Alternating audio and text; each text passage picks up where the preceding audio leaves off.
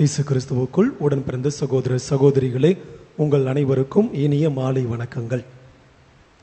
எல்லாரும் நல்லா இருக்கீங்களா? சந்தோஷமா இருக்கீங்களா? நிம்மதியா இருக்கீங்களா?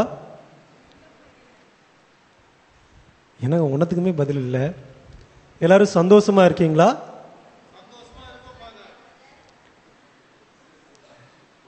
நிம்மதியா இருக்கீங்களா? நல்லா இருக்கீங்களா? இன்னும் சவுண்டு கேட்கவே கிடையாது. நிறைய பேர் அப்படியே பார்க்குறாங்க, என்னடா செர்மன் தானே ஆரம்பிக்க வந்த, அதை ஆரம்பி, பிரசங்கத்தை ஆரம்பிக்காம சும்மா நல்லா இருக்கீங்களா, சந்தோஷமா இருக்கீங்களா? யாரோ ஒருத்தவங்க என்னை பார்த்து கேட்டாங்க. நல்லா இருக்கேம்மா, ரொம்ப சந்தோஷம். அன்புக்குரியவர்களே, இந்த 3 கேள்விகள் ஓகேங்களா நான் கேட்டேன். முதல்ல உங்கள்கிட்ட நல்லா இருக்கீங்களா? நம்ம வீட்டில் நிறைய பேர்கிட்ட சொல்லி கொடுத்துருக்குறாங்க. யார் பெரியவங்க உங்ககிட்ட கேட்டாலும் நீ என்ன சொல்லணும்? திருப்பி நல்லா இருக்கேன் அப்படின்னு சொல்லி பதில் சொல்லணும் அப்படின்னு சொல்லி கொடுத்துருக்காங்க. அதனாலே நம்ம என்ன பண்ணுவோம், என்னதான் கஷ்டமா இருந்தாலும், என்னதான் வேண்டாம், என்ன ஒரு வெறுப்பா இருந்தாலும், என்னதான் ஒரு இதில் இருந்தாலும், கஷ்டத்தில் இருந்தாலும் நல்லா இருக்கேன் உள்ளுக்குள்ள வெந்துக்கிட்டு இருக்கோம். ஏண்டா கேட்குறான் பாரு கேள்வி, எந்த நேரத்தில் எப்படிப்பட்ட கேள்வி கேட்டுட்டு இருக்கேன்டா. டேய், நான் நல்லா இருந்தேன்னா ஏன்டா கோயிலுக்கு வர போகிறேன்? இல்லை அப்படித்தானே. நம்மள நிறைய பேர் நல்லா இருந்தோம்னா நிறைய நேரம் கோயிலுக்கெல்லாம் வரமாட்டோம். எப்போ எனக்கு ஏதாவது ஒன்று அடிபடுதோ, எப்போ ஏதாவது ஒரு பிரச்சனை ஏற்படுதோ, அப்போ தான் கோயிலுக்கு வந்துட்டு அப்படியே ஆண்டவரோடு ஐக்கியமாகி நம்மளும் அப்படியே அந்த கை விரிச்சு ஆண்டவரோட சேர்த்து ஒட்டி நம்ம இருப்போம். அன்பிற்குரியவர்களே, நல்லா இருக்கீங்களா அப்படிங்கிற கேள்விக்கு நிறைய நேரங்களில் ஓகே ஒரு பதில் உண்டு, நல்லா இருக்கேன் அப்படிங்கிற பதில் உண்டு. 2வது கேள்வி, சந்தோஷமா இருக்கீங்களா அப்படின்னு சொல்லி கேட்கும்போது அதற்கும் சில பேரத்துல பதில் உண்டு. ஏன்னா நினைச்சது கிடைச்சிருக்கும் இல்லையா? ஒரு நல்ல கணவர் அமைந்திருப்பார், அல்லது நல்ல மனைவி அமைந்திருப்பார், நல்ல பிள்ளைகள் அமைந்திருப்பார்கள், வேண்டிய ஒரு காரு அது கிடைச்சிருக்கலாம், நல்ல ஒரு வேலை கிடைச்சிருக்கலாம், நல்ல ஒரு பைக்கு கிடைச்சிருக்கலாம். இப்படின்னு சொல்லி ஒன்று ஏதாவது ஒரு நல்லது நம்முடைய வாழ்க்கையில் நடந்திருக்கும். அதனால நம்மளுக்கு சந்தோஷம் கிடைத்திருக்கும், மகிழ்ச்சி கிடைத்திருக்கும். அதனால நம்ம சொல்லக்கூடிய வாய்ப்பு உண்டு. என்ன வாய்ப்பு? நான் மகிழ்ச்சியோட இருக்கேன், சந்தோஷமா இருக்கேன் அப்படின்னு சொல்லிட்டு. அதே போல அந்த மகிழ்ச்சி நிலைத்திருக்கிறதா அப்படின்னு சொல்லி கேட்டா இல்லை. அது வந்த பிற்பாடு ஒரு பைக் வாங்கி கொடுத்துறாங்கன்னு வச்சுக்கோங்க, ஒரு ஸ்ப்ளெண்டர் பைக் வாங்கி கொடுத்துருக்குறாங்க 65,000. மனசு நிம்மதி, அதாவது மனசு சந்தோஷம் அடைஞ்சு இது போதும்பா அப்படின்னு சொல்லி நிற்கிதா? இல்லை. அடுத்து ஸ்ப்ளெண்டரை விட நல்ல ஒரு பைக்காக வாங்கணும், அப்படியே போவோம் 2 லட்சத்தில் 4 லட்சத்தில். அதுக்கப்புறம் காரு, அந்த கார்லேயும் நல்ல கார், இந்த கார் பத்தாது, 10 லட்சத்தில் 15 லட்சத்தில் 30 லட்சத்தில் அப்படியே வரிசையாக போயிட்டே இருக்கும். அப்போது சந்தோஷம் அப்படியே மாறி மாறி போயிட்டு இருக்கும், திருப்பி மறுபடி அப்படி நிற்கிறதும் அப்படி நின்று போகும். இது ஒரு பக்கம். 3வதா ஒரு கேள்வி கேட்டேன். என்ன கேட்டேன்? என்னது? நிம்மதியா இருக்குங்களா, சமாதானத்தோட இருக்கிறீங்களா, அமைதியா இருக்கிறீங்களா அப்படின்னு சொல்லி கேட்டோம்னா என்ன சொல்லுவீங்க? சுத்தர சொல்ல முடியாதுல்ல. நிம்மதியா இருக்கிறீங்களா அப்படின்னு சொல்லி கேட்டோம்னா சுத்தர சொல்ல முடியாது, யாராலையும் சொல்ல முடியாது. நான் நிம்மதியா இருக்கேன். யாராவது இங்க இருக்கிறவங்க சொல்லுங்க, நிம்மதியா இருக்கிறேன் ஃபாதர். என்னாலையும் கூட அவ்வளவு சீக்கிரம் சொல்ல முடியாது. எங்க ஒரு பிள்ளைய பத்தேன், 2 பிள்ளைய பத்தேன், தருதலையை பெற்று வச்சுக்கிட்டு அது படுத்துற பாடு தாங்க முடியல. டெய்லி அது கூட பெரிய ரோதனையா இருக்கு. எந்த நேரத்துல எந்த வம்பை இழுத்துட்டு வரும்னு சொல்லி தெரியல, எந்த சண்டை இழுத்துட்டு வரும்னு சொல்லி தெரியல, எங்க குடிச்சிட்டு இருக்குன்னு சொல்லி தெரியல, எப்ப அந்த அது வேற எங்கேயாவது போயிட்டு வரும்னு சொல்லி தெரியல. அப்படி சொல்லிட்டு ஒவ்வொரு நாளும் பெற்றவர்களுடைய கவலை. அதே நேரத்தில் பிள்ளைகள் ஒருவேளை நல்ல அப்பா அம்மாவா இருந்தா பிரச்சனை கிடையாது, நல்ல அப்பா அம்மாவா இல்லைன்னா அந்த பிள்ளைகளுடைய வாழ்க்கை அதுக்கு மேல ரோதனை, நரகத்துல ஒவ்வொரு நாளும் வாழ்றத போல. அதே போல ஒரு நிறுவனத்துல வேலை பார்க்கிறோம். அந்த நிறுவனத்துல வேலை பார்க்கும்போது நல்ல ஒரு மேலாளர் அமைந்து விட்டால், நல்ல ஒரு தலைவர் அந்த நிறுவனத்துல அமைஞ்சிட்டா நம்மளுக்கு சந்தோஷம் தான். இல்ல நம்ம ஒரு நல்ல தலைவரா இருந்துட்டா மற்றவங்களுக்கு சந்தோஷம் தான், மற்றவங்களுக்கு நிம்மதி தான். இல்லட்னா டெய்லி அது ஏன் சரியில்லை, இது ஏன் பண்ணல, இதை ஏன் ஒழுங்கா வைக்கல, அதை ஏன் கொஞ்சம் கலர் ஏத்தாம வச்சிருக்க, இதை ஏன் கலர் ஏத்தி வச்சிருக்கிற, வேண்டாத பொண்டாட்டி கைப்பட்டா குத்தம் கால்பட்டா குத்தன்ற கணக்கா எதையாவது ஒன்ன சொல்லி சொல்லி நோகடிச்சு கடுப்பு ஏத்தி அந்த இடத்துல என்ன பண்ண முடியாது, நிம்மதியாவே இருக்க முடியாது. நச்சரிப்புள்ள ஒரு பொண்டாட்டியா இருக்கலாம், நச்சரிப்புள்ள ஒரு கணவனா இருக்கலாம். ஏண்டி அப்படி பண்ண, ஏண்டி இப்படி வச்ச, ஏண்டி அதை அங்க வைக்கல, ஒரு ஆம்லேட் போட சொன்னா இந்த முட்டையில ஆம்லேட் போட சொன்னா நீ அந்த முட்டையில ஆம்லேட் போட்ட, இந்த முட்டையில வேற ஏதாவது ஆஃப் பாயில் போட சொன்னா இதுல போய் நீ ஆம்லேட் போட்டிருக்க அப்படி சொல்லி எல்லாத்துக்கும் சண்டை பிடிச்சு நிம்மதியே இல்லாம இருக்கக்கூடியவர்களும் உண்டு. அன்பிற்குரியவர்களே, நிம்மதி அமைதி அப்படிங்கிறது யார்கிட்ட இருந்து கிடைக்கும்னு சொல்லி நீங்க எதிர்பார்க்குறீங்க? நிம்மதி, அமைதி, சமாதானம் இதெல்லாம் யார்கிட்ட இருந்து கிடைக்கும்? புரியல. யார்கிட்ட இருந்து கிடைக்கும்? கொஞ்சம் சத்தமா சொல்லலாம். நிறைய பேர் கரெக்டா பதில் சொல்றீங்க. யார்கிட்ட இருந்து கிடைக்கும்? கடவுள்கிட்ட இருந்து கிடைக்கும், என்கிட்ட இருந்து வராது அப்படின்னு சொல்லி நினைக்கிறீங்களா? அன்பிற்குரிய, ஒவ்வொருவருக்குள்ளாகவும் கடவுள் நிம்மதியை கொடுத்திருக்கிறார். சமாதானத்தை ஏற்படுத்தி கொள்ளக்கூடிய நல்ல ஒரு மனதை கடவுள் கொடுத்திருக்கிறார். அமைதியை ஏற்படுத்தி கொள்ளக்கூடிய நல்ல அறிவையும் நல்ல ஆற்றலையும் கடவுள் நம் ஒவ்வொருவருக்கும் கொடுத்து கொண்டுதான் இருக்கிறார். ஆனா இந்த ஆற்றலை இந்த சமாதானத்திற்கும் அமைதிக்கும் நல்லதொரு வாழ்வுக்கும் நான் பயன்படுத்துகிறேனா என்று கேட்டால் அங்கதான் பெரிய கேள்விக்குறியாக இருக்கிறது. இன்றைக்கு அணு ஆயுதங்கள் தயாரிப்பில் முதலிடத்தில் இருக்கிற நாடு எது அப்படின்னு சொல்லி கேட்டா நீங்க என்ன சொல்லுவீங்க? எந்த நாடு? என்னங்க பார்க்க படிக்கலையா? அப்படி நீங்க படிச்சிருப்பீங்க, நிறைய பேர் படிச்சிருப்பீங்க, நிறைய பேர் இங்க இருக்கிறவங்களாம் ப்ரொஃபசர்ஸா இருப்பீங்க. எந்த நாடு அணு ஆயுதங்கள் நிறைய வைத்திருக்கக்கூடிய நாடு, தயாரித்து வைத்திருக்கக்கூடிய நாடு? அமெரிக்கா. ஓகே. அடுத்து ரஷ்யா, அடுத்து சைனா, அடுத்து அப்படின்னு சொல்லிட்டு வரிசையா ஒரு சில நாடுகள் அணு ஆயுத தயாரிப்பில் ஈடுபட்டு கொண்டிருக்கின்றன. இந்த அணு ஆயுதங்கள் அனைத்தும் எதற்காக? எதற்காக? எதற்காக? புரியல. என்னது?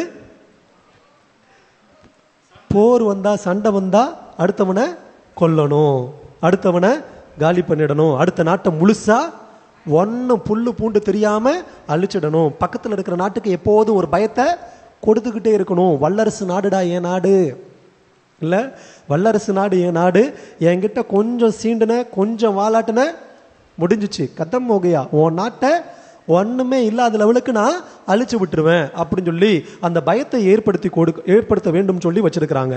சரி, ஓகே. இன்னொன்னு வேற எதுக்காக வச்சிருக்காங்க? அந்த அணுகுண்டுகள்லாம் ஏன் தயாரிச்சு வச்சிருக்கிறோம்? இல்ல வெப்பன்ஸ் எல்லாம் ஏன் வச்சிருக்கிறோம்? பாதுகாப்புக்காக, இல்லையா? பாதுகாப்பு இருந்துச்சுன்னா நம்ம என்ன பண்ண முடியும்? பாதுகாப்பு இருந்துச்சுன்னா நம்ம என்ன பண்ண முடியும்? அமைதியா இருக்க முடியும், பயம் இல்லாம இருக்க முடியும். அப்படியா? அப்படியா? இல்ல நவம்பர் 11 இரட்டை கோபுரம் வெடிப்பு, இல்ல ஆயுதங்கள் நிறைய வச்சிருக்காங்க, அணுகுண்டல் நிறைய வச்சிருக்காங்க, ரேடார்ஸ் நிறைய இருந்துச்சு. ஆனா என்னாச்சு?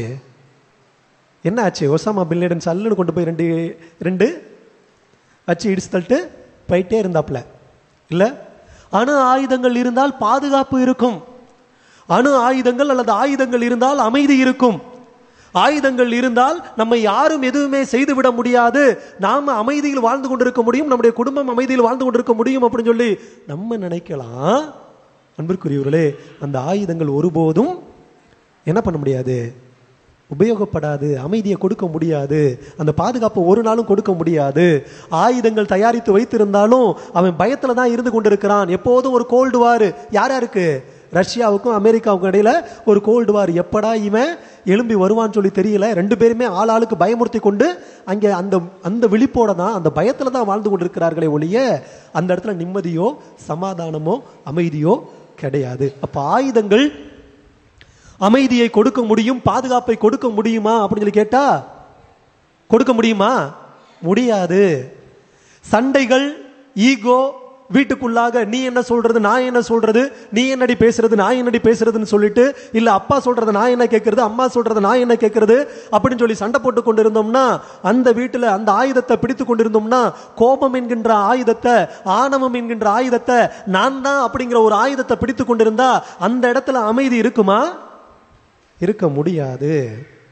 அன்பிற்குரியவர்களே, எந்த ஒரு ஆயுதத்தாலும் அமைதியை கொண்டு வர முடியவே முடியாது. அதனால தான் மறைந்த நம்முடைய திருத்தந்தை சொல்லுவாரு, இந்த ஆயுதங்களை விற்பனை செய்யக்கூடிய, ஆயுதங்களை தயாரிக்கக்கூடிய, ஆயுதங்களை விற்பனை செய்து அதன் மூலமாக பணம் திரட்டி கொண்டு செல்வ செழிப்பில் வாழ்ந்து கொண்டிருக்கக்கூடிய அவர்களை பார்த்து நம்முடைய மறைந்த திருத்தந்தை பிரான்சிஸ் சொல்லுவாரு, they are merchants of death அப்படின்னு சொல்லுவாரு. they are merchants of death அப்படின்னா என்ன அர்த்தம்? தமிழ்ல சொல்ல போனோம்னா அவர்கள் சாவினுடைய வியாபாரிகள். சாவை வியாபாரம் செய்து அதன் மூலமாக செல்வத்தை திரட்டி கொண்டிருக்கிறார்கள். அந்த செல்வம் இரத்த கரை படிந்த செல்வம். அந்த இரத்த கரை படிந்த செல்வம் அவருடைய உயிரையும் ஒரு நாள் வாங்கும். அந்த இரத்த கரை படிந்த செல்வம் ஒரு நாள் அவருடைய உயிரையும் வாங்கும். அன்பிற்குரியவர்களே, ஆயுதங்கள், ஆயுத விற்பனைகள் எதுவுமே நம்மளுக்கு அமைதியை கொண்டு வந்து தந்துவிட முடியாது. அப்ப முழுமையான அமைதி, முழுமையான சமாதானம் இது யாருக்கிட்ட இருந்து கிடைக்கக்கூடிய ஒன்றாக இருக்கிறது அப்படின்னு சொல்லி கேட்டோம்னா, கடவுளிடமிருந்து கிடைக்கக்கூடிய ஒன்றாக இருக்கிறது. கடவுளுடைய கட்டளையை கடைபிடித்து வாழுகின்ற மனிதரிடமிருந்து கிடைக்கக்கூடிய ஒன்றாக இருக்கிறது. இன்றைக்கு நிறைய பேர் அமைதியின்றி தவித்துக் கொண்டிருப்பதற்கு காரணம் கடவுளுடைய கட்டளைகளை நாம் சில வேளைகளில் கடைபிடிப்பது கிடையாது. அந்த காரணத்தினாலதான் நம்முடைய குடும்பங்களில் நாம் அமைதியை இழந்திருக்கிறோம். நம்முடைய சமூகத்தில் நாம் அமைதியை இழந்திருக்கிறோம். நம்முடைய இந்த இயற்கையிடமிருந்து கிடைக்கக்கூடிய அமைதியையும் நாம் இழந்து கொண்டிருக்கிறோம். அன்பிற்குரிய நிறைய நேரங்கள்ல இந்த கீழ்ப்படியாமையினால உறவை முறித்து கொண்டு நாம் அமைதியை இழந்து போகிறோம். ஆதாமும் ஏவாளும் நல்ல அமைதியா, சமாதானத்தோட, சந்தோஷத்தோட, நிம்மதியா ஒரு இடத்துல இருந்தாங்க. எங்க இருந்தாங்க? எங்க இருந்தாங்க? ஏதேன் தோட்டத்தில் இருந்தாங்க. அவங்களுடைய நிம்மதியை, அவருடைய அமைதியை அவர்கள் எப்படி இழந்தார்கள் என்று நாம் வாசிக்க கேட்கிறோம். எப்படி இழந்தாங்க? கீழ்ப்படியாமையினால். இன்னைக்கு கீழ்ப்படியாத பிள்ளைகளினால் அமைதியை இழந்து தவித்துக் கொண்டிருக்கின்ற பெற்றோர்கள் பல பேர் இருக்கிறார்கள். கீழ்ப்படியாத அல்லது காது கொடுத்து கேட்காத, செவிமெடுக்காத தன்னுடைய கணவராலும் தன்னுடைய மனைவியினாலும் எத்தனையோ பேர் நிம்மதியின்றி ஒவ்வொரு நாளும் துக்கத்தில் வாழ்ந்து கொண்டிருப்பவர்கள் பல பேர் இருந்து கொண்டிருக்கிறார்கள். அப்ப துக்கம், அந்த நிம்மதி கிடைக்கணும் அப்படின்னா என்ன பண்ணணும்? அந்த அமைதி நம்ம குடும்பத்தில் இருக்கணும்னா என்ன பண்ணணும்? கடைபிடிக்கணும், கீழ்ப்படியணும், செவிமெடுக்கணும். இது இருந்துச்சுன்னா அந்த இடத்துல நிம்மதி இருக்கும், அந்த இடத்துல மகிழ்ச்சி இருக்கும், அந்த இடத்துல சமாதானம் இருக்கும். இது இல்லட்னா கிடையாது. இது இல்லட்னா அங்க அமைதி, மகிழ்ச்சி கிடையவே கிடையாது.